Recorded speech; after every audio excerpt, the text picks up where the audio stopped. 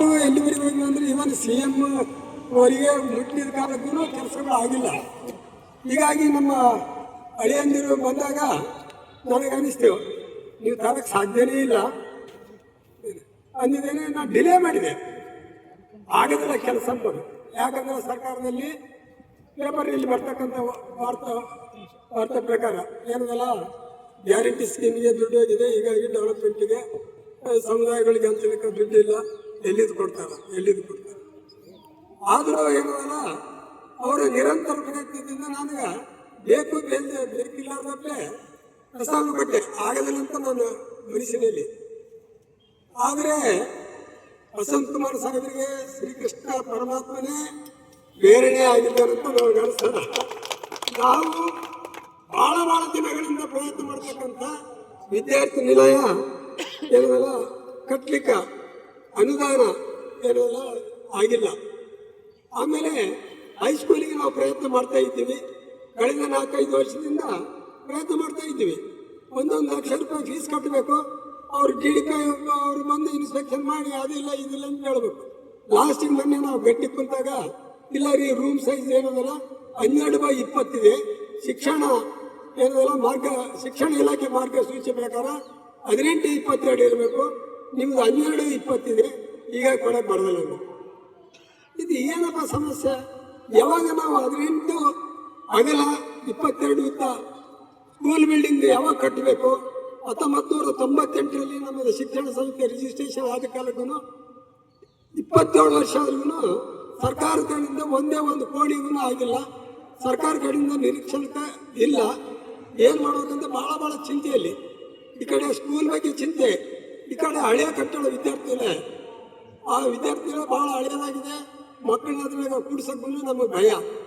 ಆಮೇಲೆ ವಿದ್ಯಾರ್ಥಿ ನಿಲಯಕ್ಕೆ dining hall ಇಲ್ಲ, ಸುಸಜ್ಜಿತವಾದ ಬಾತ್ರೂಮ್ ಟಾಯ್ಲೆಟ್ ಇಲ್ಲ.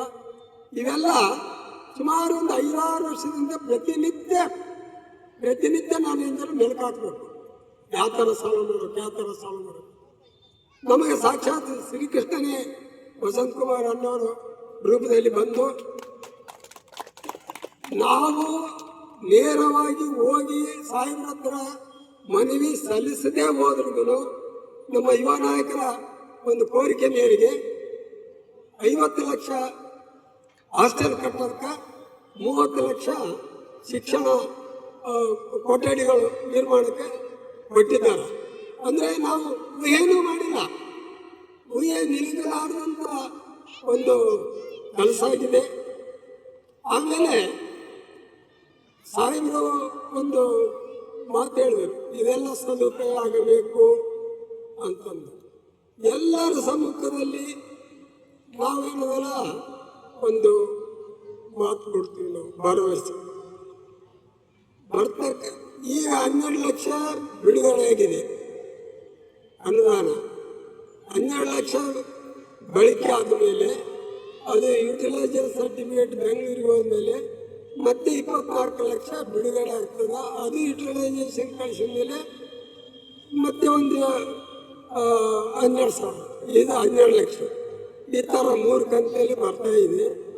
ಆ 3 ಕಂತಿಗೆ ನಾವು ದಾರಿ ನೋಡಲಾರ್ದ ನಮ್ಮ ಸಮಾಜದ ಮುಖಂಡರ ಹತ್ರ ದೇಣಿಗೆ ಸಂಗ್ರಹಿಸಿ ಈ 12 ಲಕ್ಷ ಅಲ್ಲ, ನಮ್ಮ ಸಮಾಜ ಖಂಡಿತ 12 ಲಕ್ಷ, ಒಟ್ಟು 25 ಲಕ್ಷದಲ್ಲಿ ಮಾರ್ಚ್ ಒಳಗಾಗಿ ಡೈನಿಂಗ್ ಹಾಲು, ಕಿಚನ್ ರೂಮು ಮುಗಿಸಿಕೊಡ್ತು ಅಂತ ಅಣ್ಣವರಿಗೆ ನಾವು ಮಾತು ಕೊಡ್ತೇವೆ. ಇದಲ್ಲದೆ ಜೂನ್ 1ನೇ ತಾರೀಕಿನಿಂದ 100 ವಿದ್ಯಾರ್ಥಿಗಳು, ಅತ್ಯಂತ ಏನಲ್ಲ ಬಡ ವಿದ್ಯಾರ್ಥಿಗಳು, ಯಾವ್ದಾವ ಸಮಾಜಕ್ಕೆ ಏನಂದ್ರೆ ಒಂದಿಷ್ಟು ಹೆಚ್ಚಿನ ಪಾಲಿರ್ತದ, ಅದೇನು ಏನಲ್ಲ ವಿಶೇಷ ಅಲ್ಲ. ಯಾರ್ಯಾರಿಗೆ ಸರ್ಕಾರದಿಂದ ಏನಲ್ಲ ಅವರು ಆ ವಿದ್ಯಾರ್ಥಿಗಳಲ್ಲಿ ವಂಚಿತರಾಗಿರ್ತಾರೆ, ಸೀಟ್ ಸಿಕ್ಕಿರೋದಿಲ್ಲ. ಬಡ ಮಕ್ಕಳಿಗೆ ಜಾತಿ ಮತ ಭೇದ ಎಣಿಸಲಾರದೆ ನಾಳೆ ಜೂನ್ 1ನೇ ತಾರೀಕಿಗೆ ವಸಂತ ಕುಮಾರ್ ಅಣ್ಣವ್ರ ಕೈಲಿದ್ದ ನಾನು ರಿಬನ್ ಕಟ್ ಮಾಡಿಸ್ತೀನಿ ಅಂತ ಮಾತು ಕೊಡ್ತಾ ಇದ್ದೆ. ಮುಂದಿನ ದಿನಗಳಲ್ಲಿ ಇನ್ನೂ ಏನದಲ್ಲ ಅವರಿಗೆ ಒಂದು ರಾಯಚೂರು ನಗರದ ಯಾದವ್ ಸಂಘದ ಆವರಣದಲ್ಲಿ 23-24ನೇ ಸಾಲಿನ MLC ಗ್ರ್ಯಾಂಟ್ನಲ್ಲಿ ಈ ಭಾಗದ ಯಾದವ ಸಮಾಜದ ವಿದ್ಯಾರ್ಥಿಗಳಿಗೆ ಯುವಕರಿಗೆ ಅನುಕೂಲ ಆಗಬೇಕು, ಶೈಕ್ಷಣಿಕ ಮಟ್ಟ ಬೆಳಿಬೇಕು ಎನ್ನುವ ಹಿನ್ನೆಲೆಯಲ್ಲಿ MLC ಗ್ರ್ಯಾಂಟ್ನಲ್ಲಿ 30 ಲಕ್ಷ ರೂಪಾಯಿಗಳನ್ನು ಶಾಲಾ ಕೊಠಡಿಗಳಿಗೆ ಅನುದಾನ ಒದಗಿಸಲಾಗಿದೆ. ಅದೇ ರೀತಿಯಾಗಿ ಕನ್ನಡ ಮತ್ತು ಸಂಸ್ಕೃತಿ ಇಲಾಖೆ ವತಿಯಿಂದ ಇಲ್ಲಿ ಅದೇ ಶೈಕ್ಷಣಿಕ ಒಂದು ಬೆಳವಣಿಗೆಗಾಗಿ ಇಲ್ಲಿ ಈಗಾಗಲೇ ಒಂದು ಹಾಸ್ಟೆಲು ನಡೀತಾ ಇದೆ. ಹಾಸ್ಟೆಲ್ ಕೊಠಡಿಗಳ ನಿರ್ಮಾಣಕ್ಕೆ 50 ಲಕ್ಷ ರೂಪಾಯಿಗಳನ್ನು ಅನುದಾನವನ್ನು ಇಲ್ಲಿ ಮಂಜೂರು ಮಾಡಿಸಲಾಗಿದೆ.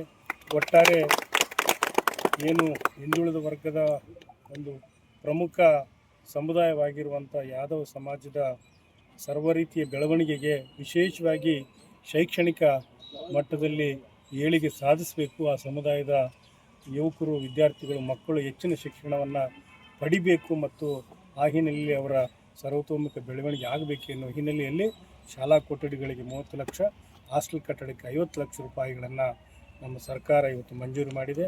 ಅದಕ್ಕಾಗಿ ನಾನು ಈ ಸಮುದಾಯದ ವತಿಯಿಂದ ಮತ್ತು ಎಲ್ಲರಿಗೂ ಕೂಡ ಅಭಿನಂದನೆಗಳನ್ನು ಸಲ್ಲಿಸ್ತಾ, ಇದರ ಸದುಪಯೋಗ ಇಡೀ ಸಮುದಾಯ ಪಡೆದುಕೊಳ್ಳಬೇಕು ಮತ್ತು ಉತ್ತಮ ಮಟ್ಟದ ಗುಣಮಟ್ಟದ ಕಟ್ಟಡ ನಿರ್ಮಾಣ ಆಗಬೇಕು. ಅದರ ಸೌಲಭ್ಯ ಬಡ ಮಕ್ಕಳಿಗೆ, ಅದರಲ್ಲಿ ವಿಶೇಷವಾಗಿ ನಾನು ಕೇಳಿದಂತೆ ಎಲ್ಲ ಸಮುದಾಯದ ಮಕ್ಕಳು ಇಲ್ಲಿ ಓದ್ತಾರಂತೇಳಿ ಕೇಳಿದ್ದೀನಿ. ಅವರೆಲ್ಲರೂ ಕೂಡ ಅನುಕೂಲ ಆಗೋ ರೀತಿಯಲ್ಲಿ ಕಟ್ಟಡ, ಗುಣಮಟ್ಟದ ಕಟ್ಟಡ ಆಗಬೇಕೆನ್ನುವಂಥ ಮಾತನ್ನು ಹೇಳಿ ಇದರ ಸದುಪಯೋಗ ಎಲ್ಲರೂ ತೆಗೆದುಕೊಳ್ಬೇಕು ಅಂತೇಳಿ ಎಲ್ಲರಿಗೂ ಕೂಡ ಅಭಿನಂದನೆಗಳನ್ನು ಸಲ್ಲಿಸ್ತೀನಿ.